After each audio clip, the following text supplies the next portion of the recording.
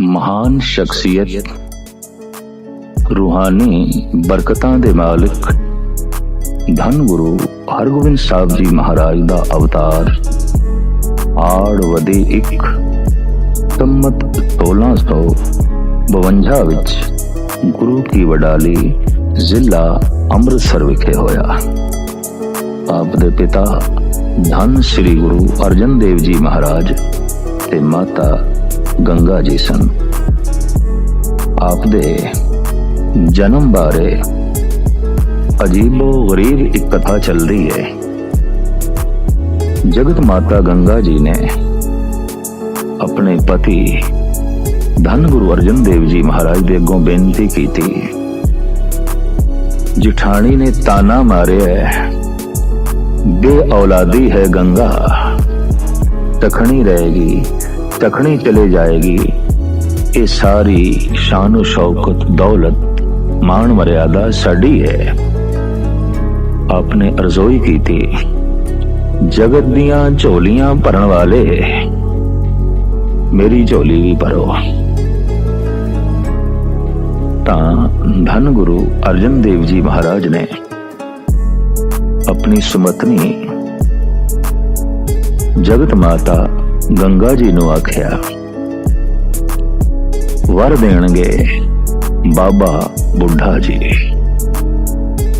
तो आप बड़े सादे भाव नाल मिसे प्रसादे बना के और प्याज रख के पहुंचे बीड़, जिथे बाबा जी खेती बाड़ी दा काम करदे सन। दूरों वेख के बाबा जी ने सन्मान कीता, सत्कार कीता। मेहनत करके खेती बाड़ी दा काम करके बाबा जी नू अत्यंत भुख लगी हुई सी। अगों मिसे प्रसादे रखे और प्याज दे गंडे रखे।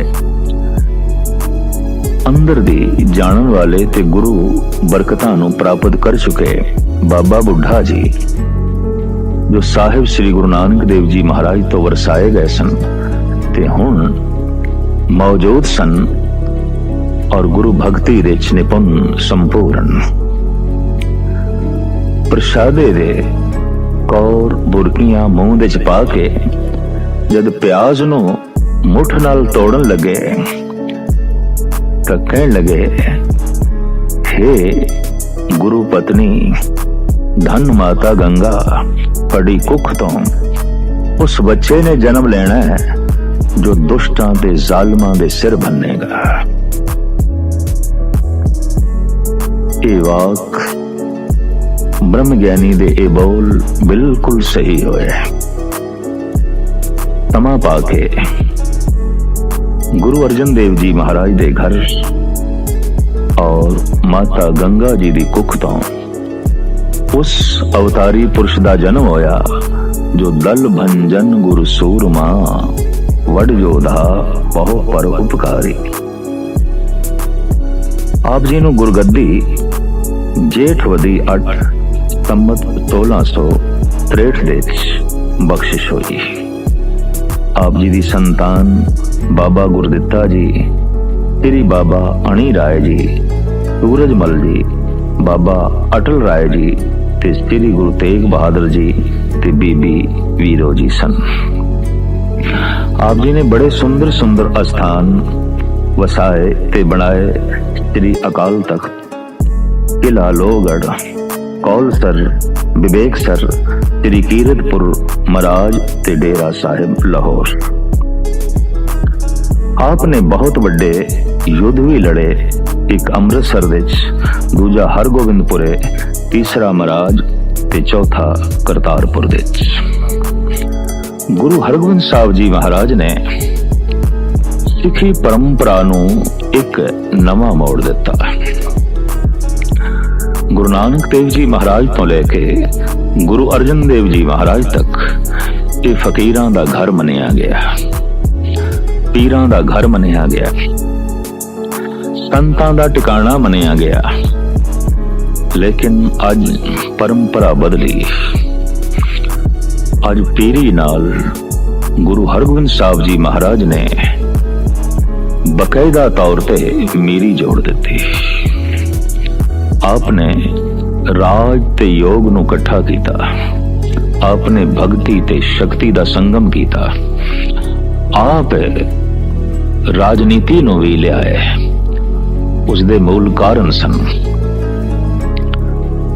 जदों गुरु नानक देव जी महाराज दा आगमन होया है, उदों ही मुगल राज दा इस देश दे विच आगमन होया। क्योंकि ये आए सिर्फ धन संपदा लुटन लई, इज्जत असमत लुटन लई और देश की हर परंपरा नूं मिटाण लई, तो कुदरती गल है ज्यादा जबर तशद्दद जुल्म ते दुख पंजाब नूं ही सहेड़ना पिया। पंजाब दरवाजा सी सारे हिंदुस्तान विच पहुंचण दा, दाखिल होण दा, तो सारा जंगो जदल तबाही इस दरवाजे ते होंदी रही। पहले पातशाह दी अखां दे सामने बाबर दी कीती तबाही, फिर इस तरीके दे नाल पीढ़ी दर पीढ़ी ये तबाही, ये बर्बादी होंदी रही। अकबर ने सोचा बहु गिणती इस देश दे जिहड़ी कौम रहिंदी है उस नाल मिल जुल के रही है, तो उसने सुलह कुन नीति अपनाई। दरबार दे 9 रत्नां विच हिंदू ते मुस्लिम दोवें इकट्ठे सन। अकबर दी बेगम जोधाबाई राजा मान सिंह जी दी भैण सी। हिंदू संस्कृति और इस्लामी संस्कारां दा एक संगम सी, लेकिन जहांगीर दे नाल नीति बदली। इसे वास्ते गुरु हरगोबिंद साहब जी महाराज दे नाल गुरु घर दी परंपरा भी बदल गई। जहांगीर दे हुक्म नाल गुरु अर्जन देव जी महाराज नूं शहीद किया गया और इस शहादत ने धन गुरु हरगोबिंद साहब जी महाराज दे हिरदे ते बहुत वड्डा असर छोड़िया। आपने माला दे नाल नाल हाथ दे तलवार पकड़ ली और कह दिता अंदरूनी वैरियां दा मुकाबला करन लई जपताई चाहिदा है, संयम चाहिदा है, प्रेम चाहिदा है, सत्संग चाहिदा है, गुरु भगती चाहिदी है। पर दोखी सिर्फ अंदर नहीं बाहर भी ने। जो देश लई दोखी आउंदे ने, धर्म लई दोखी आउंदे ने, धर्म दी संस्कृति लई जो है दोखी आउंदे ने और इज्जत आबरू लई दोखी आउंदे ने, उन्हां तो भी देश नूं, इज्जत आबरू नूं ते संस्कृति नूं बचाना हुंदा है। लिहाजा आपने तलवार पकड़ ली। इस तरह आप मीरी पीरी दे मालिक कहलाए। आप दे नाल लाओ लश्कर रहिंदा सी।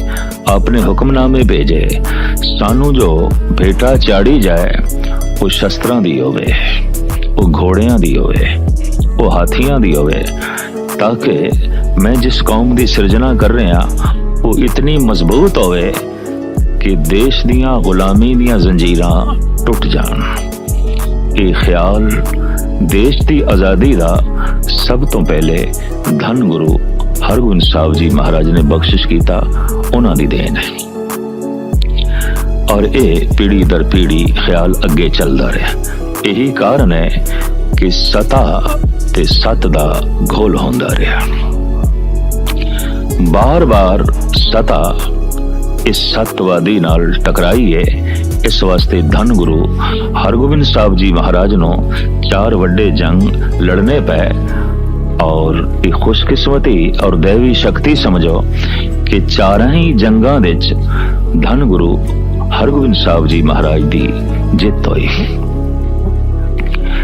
कीरतपुर दी जंग विच आप दा एक सेनापति पैंदे खां, जिसनों आपने पालिया सी, पोसिया सी, वड्डा कीता सी, बागी हो गया ते बागियां दी फौज दे शामिल होके सतगुरां ते आके चढ़ाई भी की। आमना सामना हो गया गुरु हरगोबिंद साहब जी महाराज दा। बड़ा तरस आया सतगुरु नूं। दरअसल लंबी गुलामी ਦੇ ਵਿੱਚ ਇਹ ਪਠਾਨ ਤੇ ਬਾਕੀ ਦੀਆਂ ਕੌਮਾਂ ਜੀ ਰਹੀਆਂ ਸਨ ਤੇ ਕਹਿੰਦੇ ਗੁਲਾਮ ਬੰਦੇ ਕੋਲ ਇਖਲਾਕ ਨਹੀਂ ਰਹਿੰਦਾ, ਗੁਲਾਮ ਬੰਦੇ ਦੀ ਅਣਖ ਮਰ ਜਾਂਦੀ ਹੈ, ਗੁਲਾਮ ਬੰਦੇ ਦੀ ਗੈਰਤ ਪੈਰਾਂ ਥੱਲੇ ਚਲੀ ਜਾਂਦੀ ਹੈ। तो पैंदे खां दे अंदर भी कोई इखलाक नहीं। उसने पूरी एहसान फरामोशी की थी, सतगुरां दे कीते उपकार सारे भुला दिते और तलवार लेके सतगुरां दे नाल लड़न लई आ गया। महाराज ने भी म्यान चो तलवार कढ़ी, लेकिन पहले वार जब पैंदे खां ने कीता सतगुर ने ढाल नाल रोकिया, दूजा वार उसने कीता वो भी पातशाह ने ढाल नाल रोकिया, यके बाद दीगरे उसने 6 वार कीते। गुरु हरगोबिंद साहब जी महाराज ने 6वें वार ढाल नाल रोके। फिर तलवार चलांदे हुए आख्या, चुना नमी जदन जदन ही अस्त। पैंदे खां तलवार इंज नहीं चलाई दी, इंज चलाई दी, वार करके दसे। मुहस्सन फानी लिखदा है, मैदान जंग दे किसे दुश्मन नूं तलवार चलाण दी जाच सिखाणी, ये धन गुरु हरगोबिंद साहब जी महाराज दे हिस्से ही आया है। हिरदा कितना कोमल सी, कितना निर्मल सी, कितना पावन सी, 12 मूला दी गल है। मां बाप ने नवें जन्मे एक बच्चे नूं बाहर रूड़ी ते सुट दिता, गंदगी दे ढेर ते सुट दिता। क्यों? करूप सी ते जन्म समय इस दे मुंह दे चों 2 दंद बाहर निकले हुए सन। सतगुरु शिकार खेडदे हुए जद उत्थों लंघे, बच्चे दे रोण दी चीखण दी आवाज कन्ना च पई। दर्दी दाते ने अपना घोड़ा रोकिया, नाल दे सिंगां नूं कहा, देखो किसे मनुखी बच्चे दी आवाज गंदगी दे ढेर तो आ रही है, रूड़ी तो आ रही है। सिंह बजे हो गए, देखिया कि हाँ पातशाह मनुखी बच्चा है, पर बड़ा कोहतरा है, बड़ा गंदा है, बड़ा कोतरा है। साहिबां दे मुखार बिंद तो निकलिया, कोई गल नहीं, चुक लिया सुथरा होवेगा। इस बच्चे का नाम सुथरा शाह पिया। वड्डा होके इदा तकिया कलाम सी, हरदम नानक शाह धर्म दे बेड़े बनने ला, हरदम नानक शाह धर्म दे बेड़े बनने ला। बकायदा सुथरा शाहियां दा एक पंथ चल पिया, जिन्हां ने गुरु घर दा बहुत वड्डे पद्धर ते पंजाब दे प्रचार कीता और ये हाथां दे कड़े पा के सोटियां नाल वजा के बस बार बार यही गाई जांदे सन कि हरदम नानक शाह धर्म दे बेड़े बनने ला। इस तरीके दे नाल ये गुरमत दा प्रचार करदा रहा ते सतगुरां दी शरण दे च रह के ब्रह्म ज्ञान नूं प्राप्त होया। तुखमे तासीर करके मजाकी सुभाਅ दा सी, लेकिन सतगुरां दी संगत करके ब्रह्म ज्ञानी होया, शील संजमी होया, प्रभु दी भक्ति करने वाला होया। इस तरह दे बच्चे नूं जिसनों मां ने भी सुट दिता, पिता ने भी सुट दिता, गुरु चुक के ले आए और अपनी गोद विच थां दिती, बच्चे दी तरह जो है पा लिया। इस सूरबीर दा हिरदा कितना कोमल सी, इस घटना तो पता चलता है। आपने सिख जगत नूं एक बड़ी अजीम देन दिती, अकाल तख्त हुक्म कीता, ऐ सिंघो अपने राजसी झगड़े, धार्मिक मतभेद, सामाजिक कल कलेश इस तख्त ते आके निपटाया करो, आपस विच बैठ के फैसला करया करो। ते अकाल तख्त दा जथेदार जो फैसला करे उसनूं प्रवान कर लिया करो, उसनूं कबूल कर लिया करो। सिख जगत विच एक बड़ी महान परंपरा धन गुरु हरगोबिंद साहब जी महाराज ने तोरी और वाकई इसकी लोड़ सी, क्योंकि देश खतरे दे सी चारों ओर और आपसी बिखाद खड़ा हो जाए, आपस दी चीज शक्ति पाड़ जाए तो फिर देश की रक्षा करनी ते अपने आप नूं बचाना औखा हुंदा है। आम जगत विच जिहड़ी राजनीति चलती है वो इन्हां 4 गुणां करके चलती है, जो वास्तविक 4 गुण नहीं ने, हकीकत विच औगण ही ने। शाम दाम दंड भेद।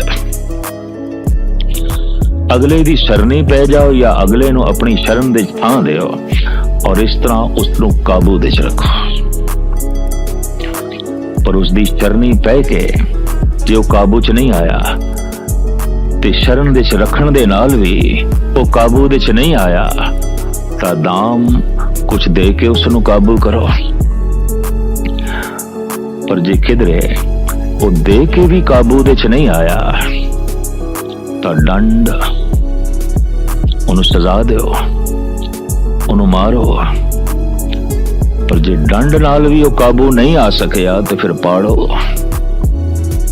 फिर टुकड़े टुकड़े करो, फिर पाड़ दो, वखेवा खड़ा कर दो। आज तक सारी दुनिया दी राजनीति इसे ढंग नाल चलती रही है और चलती आ रही है।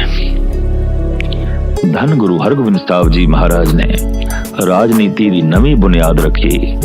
मिलनसारी दा जज्बा, भाईचारा, इंसाफ, बराबरी, प्यार, ये आप दे बख्शे हुए बड़े महान सिद्धांतिक नुकते जो बड़े कारामद ने और सिख जगत नूं बहुत तामीरी रुचियां देंदे रहे। आप दा शस्त्रधारी होना और नाल घोड़ा सवारां दा रखना, सैना दा रखना वक्त दी हुकूमत नूं चंगा नहीं लगे। आपने प्रचार दे नाल नाल ये प्रचार भी आरंभ किया कि शक्तिशाली बनो, जो माला फेर दो इसकी रक्षा भी कर सको, अपने धर्म की रक्षा भी कर सको, अपने देश की रक्षा भी कर सको। समुचे कश्मीर दे जो अंदोलन चले हुए सन, आपने उत्थे खेरी पा के बहुत सुंदर दिलासा दिता और सारियां दे गुरमत दा प्रचार किया। कश्मीर दी सिखी धन गुरु हरगोबिंद साहब जी महाराज दी बनाई हुई सिखी है और उन्हां दे आशीर्वाद नाल फली है, फुली है। जहांगीर इसने एक दफा सतगुरां नूं बुला भेजिया आगरे। बादशाह गए, शानो शौकत गुरु हरगोबिंद साहब जी महाराज दी देख के लाओ लश्कर, तीस ते कलगी, गले दे मोतियां दी माला, मोंडे ते बाज, हाथ दे तलवार चमकदी हुई जिसदी सोने दी मुठ। ये शानो शौकत जरी नहीं गई जहांगीर तो। और आम कहावत है, एक बादशाह अपने सामने किसी फकीर नूं ते बर्दाश्त कर सकता है, मंगते नूं ते बर्दाश्त कर सकता है, बादशाह अपनी बराबरी दा किसी बादशाह नूं बर्दाश्त नहीं कर सकता, ईरखा नाल भर जाता है। उसने धोखे नाल गुरु हरगोबिंद साहब जी महाराज नूं आगरे दे किले विच कैद करवा दिता। सिख जगत विच बड़ा रोस फैलिया।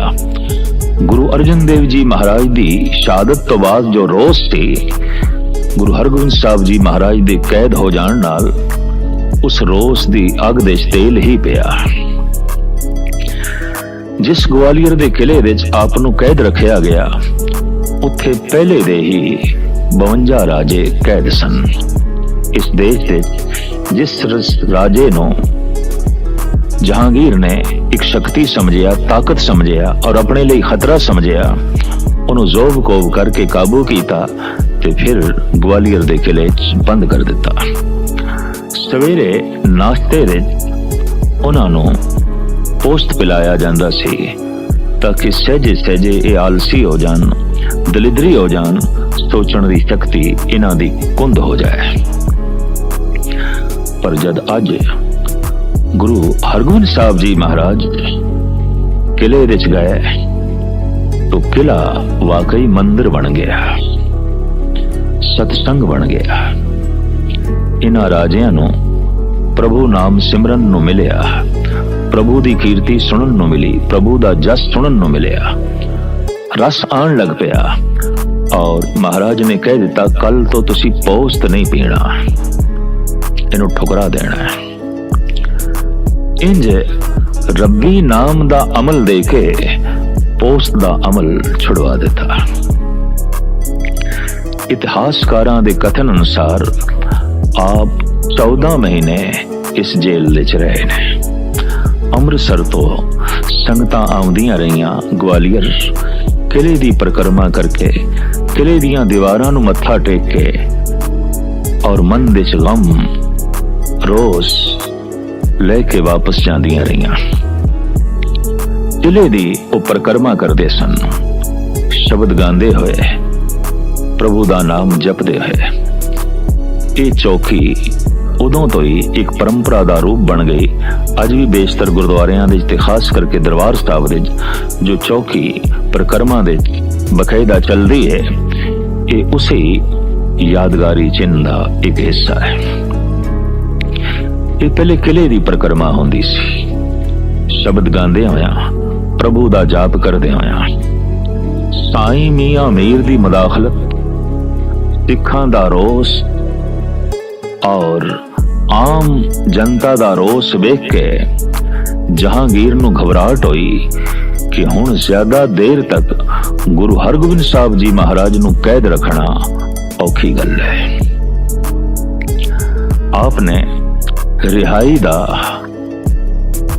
हुक्मनामा भेजिया और धन गुरु हरगोबिंद साहब जी महाराज ने रिहा होने तो इनकार कर दिता। क्यों? वो 52 राजे रोन लग पे, आखण लगे पातशाह आप चले हो, तुसी साडा सहारा सी, बड़े आसरे ते दिन बड़े सोहणे लंघ रहे सन। प्रभु चिंतन साडी खुराक बन गई सी, प्रभु सिमरन साडी दौलत बन गई सी। ये आनंद हुण किवें मिलेगा? आप जा रहे हो। सतगुरु ने धीरज दिती, कहने लगे नहीं, थानू छोड़ के नहीं जावांगे, जावांगे तो तुसी भी साडे नाल चलोगे, नहीं ते असी भी नहीं जावांगे। सतगुरु ने जवाब दिता, जिन्ने चिर तक ये राजे नहीं छोड़े जांदे असी जेल तो बाहर नहीं आवांगे, किले तो बाहर नहीं आवांगे।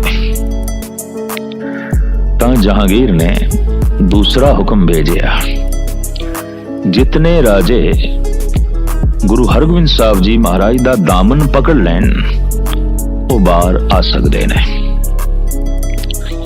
गुरु हरगोबिंद साहब जी महाराज अक्सर 50 कलियां वाला चोला पहनते सन, बड़ा वड्डा। उंज भी आप दा शरीर भी बड़ा भारी भरकम सी। शायद इसे वास्ते ही कवि संतोख सिंह जी ने और भाई गुरदास जी ने लिखे, दल बंजन गुरु सूरमा वड योधा बहु पर उपकारी। आपने तमाम राजियां नूं कह दिता, एक एक कली पकड़ लो मेरी। तो 50 ने ते पकड़ ली। राजे 52 सन, दोहां दियां बावां सतगुरु ने पकड़ लियां। इस तरह 52 राजे बाहर आए। दर्दी दाते दा नाम पै गया बंदी छोड़ धन गुरु हरगोबिंद साहब जी महाराज। बंधना नूं तोड़न वाले जो उम्र कैद भोग रहे सन, उन्हां दी बंद खलासी की थी। उथों आप वापस आए ने आगरा। आगरे विच जमुना दे कंढे ते जहांगीर दा तंबू लगया, आप दा भी तंबू लगया। जहांगीर ने स्वागत जरूर कीता और स्वागत विच राजनीति सी। महलां विच बुलाण लई आखिया, सतगुरु ने इनकार कीता। आखिया नहीं, तेरे महलां साडे सिख नहीं आ सकणगे और भीड़ नूं तेरे संतरी रोकणगे ते साडा दर ऐसा है जिथे किसी नूं रोकिया नहीं जांदा। तो गुरु हरगोबिंद साहब जी महाराज दे खैमे दे नाल जद जहांगीर ने भी अपना खैमा लगवाना चाहा, तो उस वक्त गुरु हरगोबिंद साहब जी महाराज ने आख्या इत्थे फिर पैरा होवेगा, फिर सिखां नूं रोक लगेगी। तो जहांगीर ने कहा नहीं, जितने दिन आप इत्थे हो पैरा नहीं रहेगा। एक घाइया सिंह घा दी पंड वेच के एकदम आया है। पहला तंबू शहनशाह दा सी, सीधा दाखिल हो गया। मुगल शहनशाह भी सिर ते दस्तार रखते सन, दाड़ा हुंदा सी। जहांगीर ने भी गल विच मोतियां दी माला पहनी हुई सी, कोल बाज बैठा सी। गुरु हरगोबिंद साहब जी महाराज बारे जो कुछ सुन रखिया सी, वो इस तरह दी शानो शौकत जहांगीर दी वेख के दो टके जो घास वेच के उसनों प्राप्त होए सन, जहांगीर दे कदमां दे च रख के हथ जोड़ के कहंदा है, सचे पातशाह मेरा लोक परलोक सुहेला करो, मेरी झोली दे च भगती दी दात पाओ। तां जहांगीर एकदम उठ के कहन लगे, तू गलत थां ते आ गया। जो लोक परलोक सुहेला करदा है, जो भगती दी दात देंदा है, उसदा तंबू अगे है। सिख ने एकदम टका चुक लिया ते जहांगीर कहन लगा, साडी औकात एक टके जैसी भी नहीं, तू साडे कदमां दे च एक टका भी नहीं रख सकदा। तो उस वक्त सिख ने आखे, ये टका नहीं, इस दे च मेरी शरधा है, मेरी भावना है, मेरी मेहनत है। तो जहांगीर ने मोरां दी थैली दी, कहने लगा, ए ले टका ना चुक, मेरी तौहीन है। और ये मोरां दी थैली गुरु दे कदमां च रखी। धन ओ सिख कहन लगा, ये मोरां दी थैली मेरी मेहनत नाल नहीं आई, और जो मेहनत नाल मैं कमाया धन नहीं, उहदे च मेरी शरधा भावना नहीं होएगी। और जे शरधा भावना नहीं तो गुरु दी प्रसन्नता दा मैं पात्र भी नहीं बन सकांगा। उन्हें अपना टका चुक के जैसे तंबू तो निकले है बाहर, अपने तंबू तो गुरु हरगोबिंद साहब जी महाराज निकले और भज के रस्ते दे ची अजे सिख है तंबू तक पहुंचे ही नहीं, गलवकड़ी च ले लिया। आखिया, धन ऐ गुरसिख तू धन, तू धन, धन है तेरी शरधा। इस तरीके नाल साहेब फिर सहजे सहजे पहुंचे अमृतसर। आप दी आमद दे दीपमाला की गई। दिवाली दा त्योहार उस समय तो ही दरबार साहब दे बड़े शानो शौकत दे नाल मनाया जाता है। तरह तरह दे गुरु उपदेश देंदे, भगती भावना दिड़ांदे। अपने बड़े सुंदर अस्थान विवेक सर दे कथा परंपरा भी तोरी, लोगां नूं ज्ञान ध्यान दी शिक्षा दिती। चेतर सुदी 5 संमत 1701 नूं आप कीरतपुर साहब दे ज्योति जोत समा गए। इंज एक अगम्मी छाप जगत नूं दे गए कि फकीर सिर्फ ओही नहीं जो माला फेरदा है, फकीर ओ है जो अपनी माला दी रक्षा भी करदा है, अपने देश दी रक्षा करदा है और लोगां दी इज्जत आबरू बचाने लई भी अगे आउंदा है। अज तक फकीर करीबन तन्हाई दी जिंदगी बतीत करदे रहे और राजनीति दे समाजिक कम्मां दे तामीरी रुचियां दे उजागर नहीं होंदे सन, एक पासे हो जांदे सन। धन गुरु हरगोबिंद साहब जी महाराज ने ये नवीं परंपरा तोरी ते आप दे नाल लकब जुड़िया मीरी पीरी दे बादशाह धन गुरु हरगोबिंद साहब जी महाराज।